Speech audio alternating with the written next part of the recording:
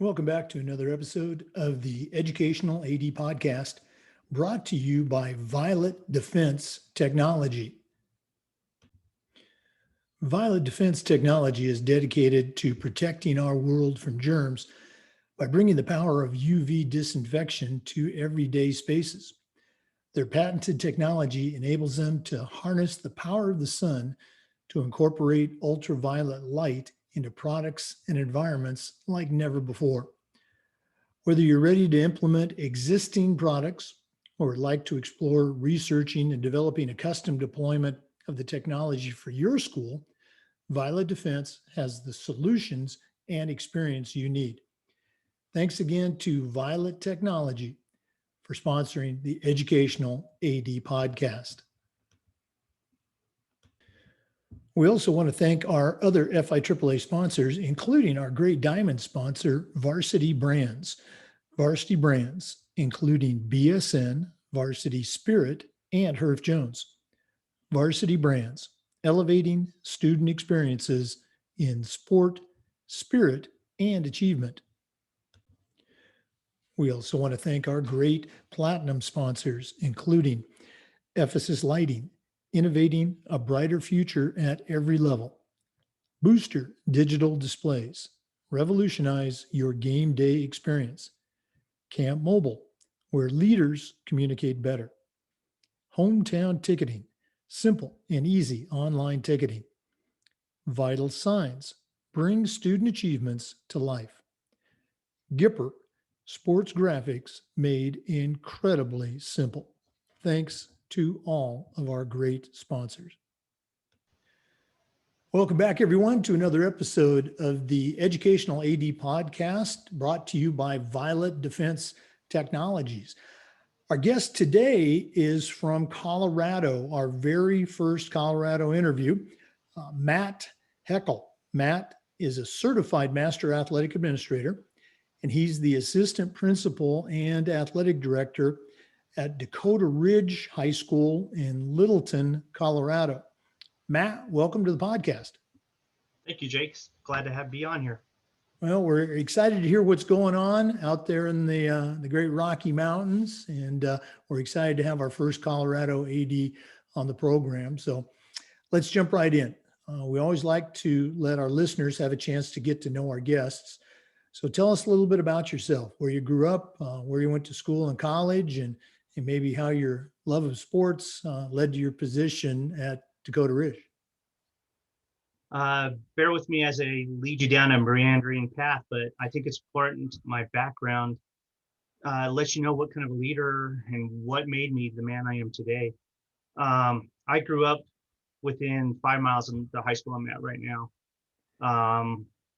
Just like a lot of kids, I loved sports, and I took it a step further when I'd play electric football. Kids probably don't know what that means anymore, but electric football, I'd keep stats and I'd chart the plays and everything like that. So I've always loved sports. When I grew up with the neighborhood full of kids and we'd play games, and when we didn't have enough kids for a game, if we only had 2 or 3 of us, we'd create our own sports Olympics and soccer Olympics just to be involved. So I've always grown up loving sports. In elementary, I played soccer. And here's where I'm a little bit different than some ADs possibly, or people.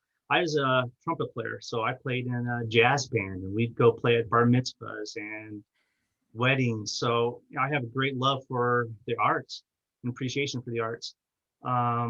So growing up, when I went to Bear Creek, I tried to play basketball, not very successfully, according to coaches. I played football.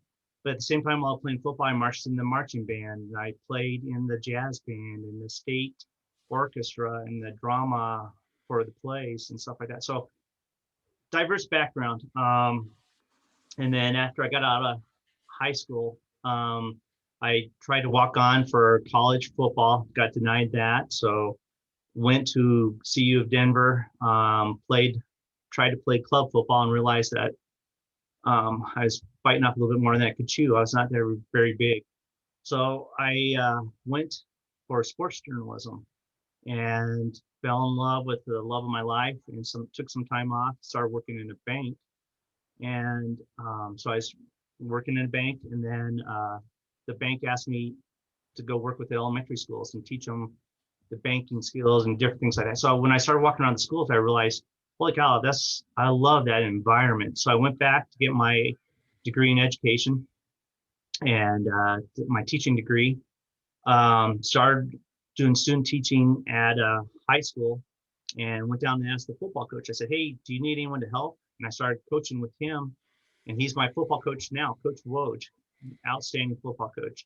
So I got started coaching with him, and full circle, now I'm his boss. And then I coached girls soccer, coached girls basketball.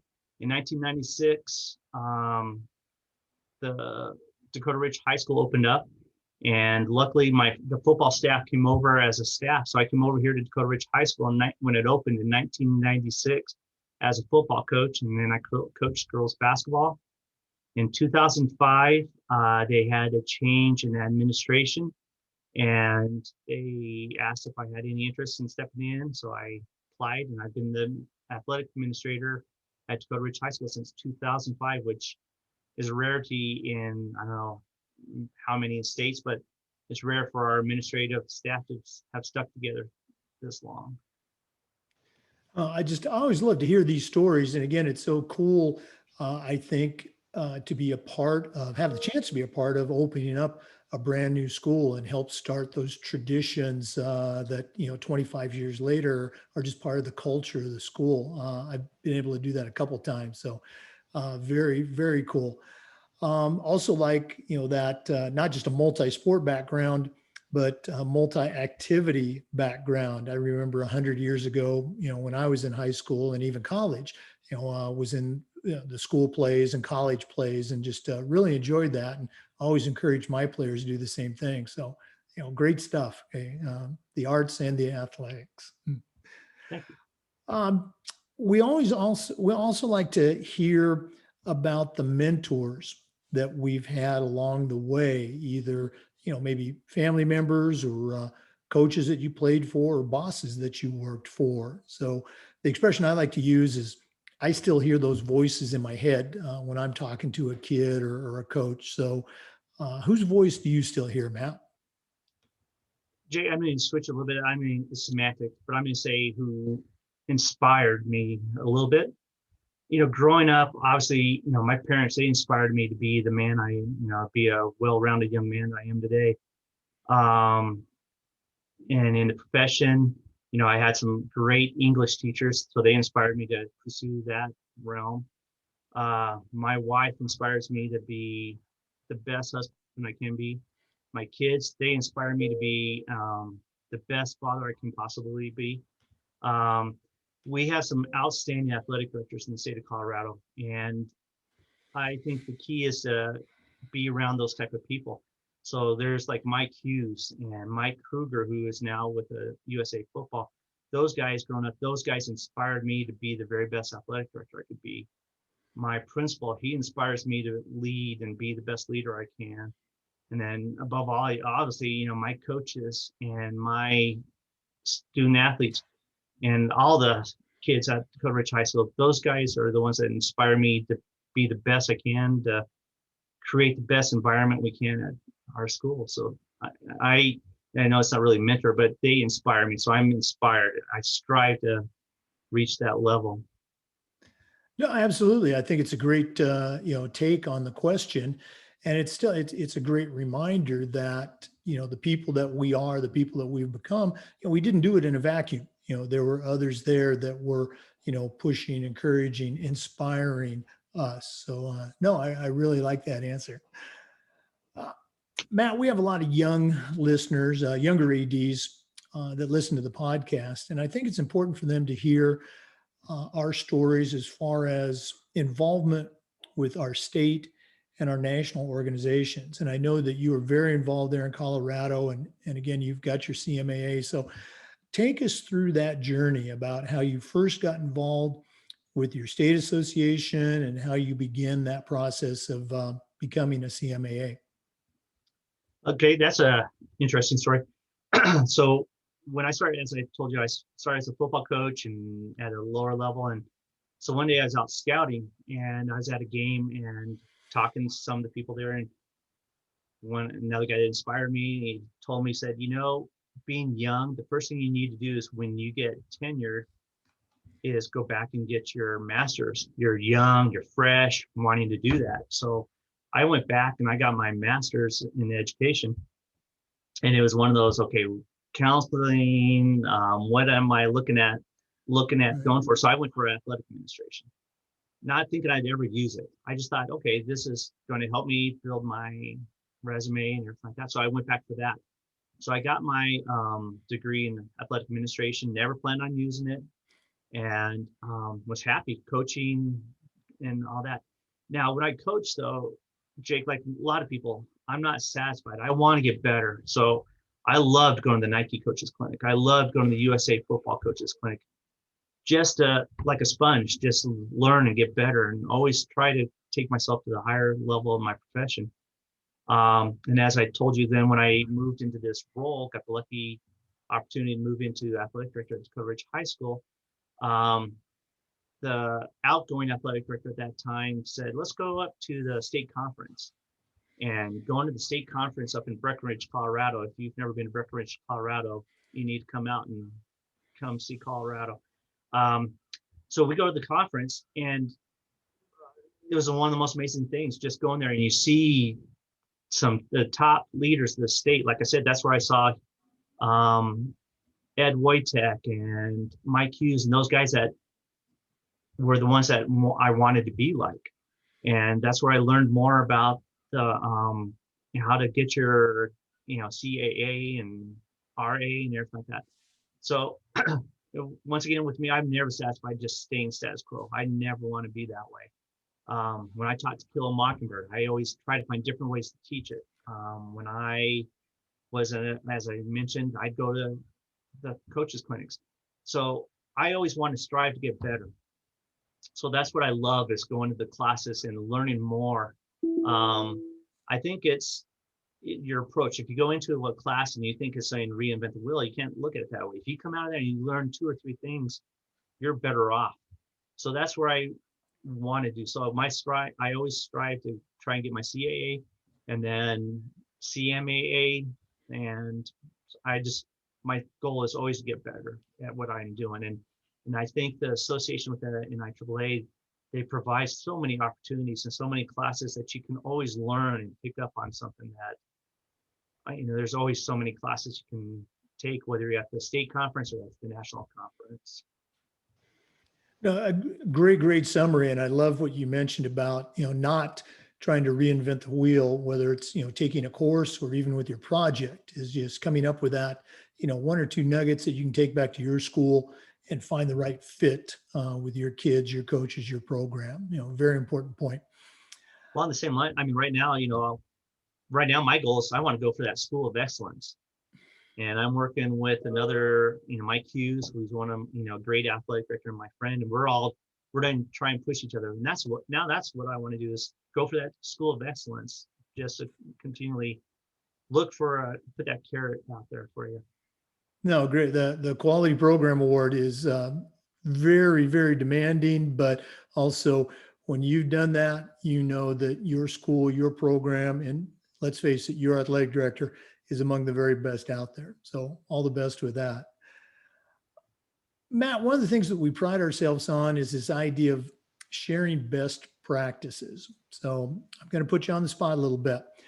What are 1 or 2 initiatives at your school there at Dakota Ridge that you're particularly proud of, that you might even say with equal parts pride and humility, boy, we do this better than anybody else? What are a couple of best practices that you can share? So Jake, God bless my coaches. They put up with me. I'm one of those guys, I'll wake up in the middle of the night and I'm like, hey, maybe we ought to try something like this and do this. And I'll bring it to the coaches, and they might be rolling their eyes behind my back, but they're like, okay, let's do it. Let's try it. And we'll try something. So I think that's one of the things is I love bringing to my school and trying something different, to do something different, new, um, way to do things. And one of the things we've done is I call it Eagles supporting Eagles. And it takes a lot of work for the coaches, and it's not easy, and it takes time, and holy cow, their schedule's already full enough. But what it is, we partner programs up with each other. And so, for example, one year it's women's basketball is partnered up with our baseball program. So they work with each other on mentoring the coaches and talking about each other, but they support each other. So like one year, the girls basketball team made baseball cookies, and gave them to the baseball team before their game. The baseball team came to a conditioning practice with women's basketball, and she ran them to the ground. And they weren't too happy with that one. But so that's what we do, is we try to find different things to do to create interest in working with each other, and different ways of mentoring each other and providing interest. Another one I'm extremely happy with is I have a group that I call the super fans. I take a select group of seniors, and they apply to be in the role, and then I work with them on how to be positive leaders in my crowd.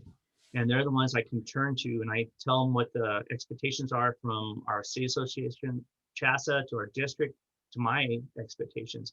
So if we're at a game and they start chanting something that's not appropriate, I can turn to them and say, hey, let's fix it, let's change it. Or we find new ways to bring the spirit. So that's one thing that hopefully I'm known for, or Dakota Ridge is known for, is having great crowds, and then that they're doing the right thing at sporting events. So it's the good news and it's bad news. Good news is we have great crowds at the game. Bad news is for my fellow administrators, whether we have an away game at Arvada West, I have to have an administrator there because we have a lot of kids that go to those games. So we have pretty good crowds. Well, I think most ADs would agree that's a good problem, or a good challenge to have, is, what do we do with all these fans? So, and very cool to give your coaches a shout out about, embracing change and striving to get better. That's what we talk about. What does it mean to compete? Well, it's strive together, from the old Latin. So great stuff.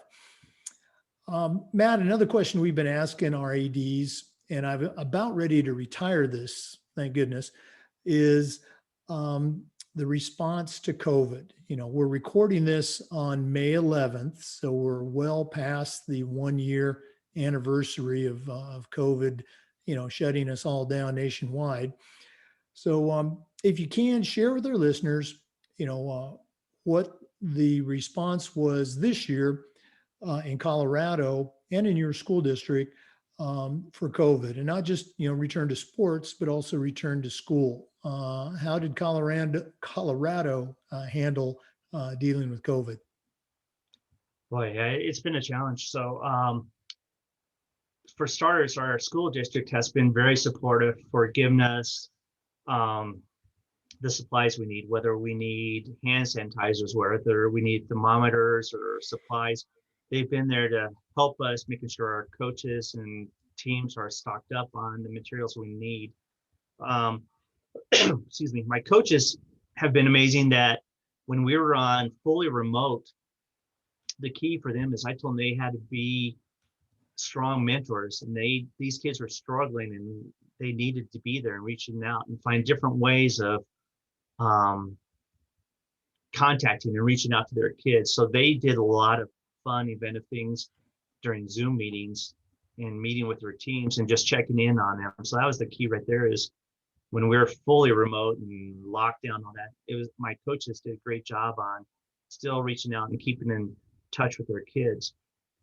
Now that we slowly started adding back in, the key with that is we need to make sure we do it safely and correctly for the kids. And our coaches need to understand that if we're required to wear masks outside, instead of grumbling about it and complaining about it, understand that, there's people there that's for the best interest of the teams, and they got to be as much as they can supportive of it and be the sense makers during this crazy time. So my coaches have been very good and supportive on it. Our student body is amazing. I haven't had a kid yet that I've had to say, hey, put on your mask or anything like that, or any battles with that. So the kids and the teachers have been very supportive. What I love is the kids value with what, being in and participating. During the summer, when they came back for the limited workouts, how appreciative the kids were just to condition and be part of that and be involved. Um, our community has been amazing when they have to wait in line to come into a game and they're willing to do the temperature checks and the QR codes to do the COVID checks. They don't understand, they're not happy about it with a limited number. If you say, hey, I'm sorry, you can only bring 2 people to a volleyball game, they're not happy with it, but they understand and they know it's for the kids and that's what they're trying to do. So we got a great community that's been working hard to do what's best to get these kids returning to play safely. One little sidebar I got to tell you is when we in Colorado, we had a choice at first. It was going to be football in the fall or football in the spring. And at first it was looking like Jefferson County Public Schools was going to go football in the spring. So no football in August. And the kids weren't happy with it. And then there's a change. So we were able to have football in the fall. So I did a eligibility check. When they weren't having football, I had 39 kids that were ineligible. Then right 2 weeks after we got football put back in, I had 2. So that just shows whether if they're in marching band, whether they're in drama or whatever, the kids need something and they want something to do. And so that's what important it is, how important it is that we give them something to be involved in and participate in. Oh, without question. We've seen that across the country from state to state. Just so important to have the kids involved and engaged with those teams, their coaches and their teammates. Very, very important. Matt, we're not quite done yet, but we're going to take a quick break and hear about our new podcast sponsor, Violet Defense Technology. Once again, the Educational AD Podcast is proud to have Violet Defense as our podcast sponsor. Violet Defense is dedicated to protecting our world from germs by bringing the power of UV disinfection to everyday spaces. Their patented technology enables them to harness the power of the sun to incorporate ultraviolet light into products and environments like never before. Whether you're ready to implement existing products or you'd like to explore researching and developing a custom deployment of the technology for your school, Violet Defense has the solutions and experience you need. Thanks again to Violet Technology for sponsoring the Educational AD Podcast. Welcome back. We're talking with Matt Heckel, the Assistant Principal and Athletic Director at Dakota Ridge High School in Littleton, Colorado. Matt, another question we've been asking our athletic directors since we started this podcast revolves around the idea of social awareness, social justice. And my question is this: what are some things that we can do as athletic directors to do a better job of being socially aware? What are your ideas on that? So I think it's important that our kids have the strong leaders in their building that they can turn to for their concerns and for their issues. And I think it's important for our leaders in our building to listen and be the sense makers. It's a crazy time out there. It's a crazy with so many issues right now. And too often, many of our kids don't have that strong adult role model in their life. And that's where, I stress to our coaches, they need to be there and need to fill that void and be the leader for these kids and be the sense makers of what's going on and just to listen. The main thing is to listen. I tell my community all the time that 3 to 6 is a very important time and is a dangerous time. So it's important for them to be involved. And that's when, they go home If they're not involved in a sport or activity, they go home and they watch the news, they read, see the social media or anything like that, or they're in someone's basement getting in trouble. Right now is the best time for them to be from that 3 to 6 period is be with some of the best leaders in my school, which is my marching band director or my football coach. Be around those people that are the sense makers and can help you with that situation. We have a very strong, supportive school resource officer, and he's in the front, and he's not seen as a JeffCo sheriff. He's seen as a leader in their building. So he's very approachable. So he's out there, giving a different viewpoint to all these kids. He goes in the classrooms and teaches also. So I think I'm proud of our leaders we have at Dakota Ridge High School that are willing to listen and the sense makers in our building. I appreciate you sharing. It's just an ongoing challenge for us to, try to do a better job in all things, particularly, how we service our students. Let's go and lighten it up a little bit. What's your favorite part of the job? Now, I've asked that in all of our interviews, and after the first 60 or 70, the answer was always the same.